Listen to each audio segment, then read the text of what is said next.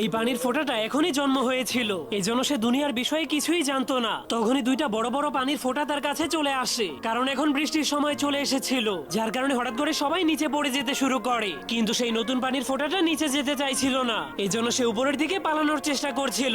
কিন্তু তখনই হঠাৎ করে তার উপরে বিজলি পড়ার কারণে সে জীবনের প্রথমবার পৃথিবীর মাটিতে পড়ে যেতে শুরু করে। কিন্তু সে মাটিতে পড়ার আগে একটা উড়ন্ত মাছের সাথে আটকে যায়, এরপর ঘরের চালের উপর থেকে একটা ছাতার উপরে গিয়ে পড়ে যায়, আর বাতাসের মাধ্যমে একটা গাড়ির কাজের সাথে গিয়ে আটকে যায়। সেই গাড়ির মধ্যেই একটা ছোট্ট বাচ্চা খেলা করছিল। তখন সেই পানির ফোঁটাটা জীবনের প্রথমবার কোনো মানুষকে দেখেছিল, কিন্তু তখনই সে স্লিপ কেটে নিচে পড়ে যেতে শুরু করে। কিন্তু সেই পানির ফোঁটাটা অনেক কষ্ট করে নিজেকে থামিয়ে দিয়ে আবারও উপরে যেতে শুরু করে দেয়। তখন পানির ফোঁটাকে উপরের দিকে যেতে দেখে সেই গাড়ির মধ্যে বসে থাকা ছোট্ট মেয়েটা অনেক অবাক হয়ে যায়। এই জন্য সে তাকে ছোঁয়ার জন্য যখনই সামনের দিকে হাত বাড়িয়ে দেয়, তখনই সেখানে অনেক রোদ চলে আসে, যার কারণে সে বাষ্প হয়ে আবারও আকাশে চলে যায়। এরপর আবারও বৃষ্টির ফোঁটা হয়ে পৃথিবীতে গিয়ে দুনিয়াটাকে দেখার জন্য প্রস্তুত হয়ে যায়। তখনই সেখানে তার বন্ধু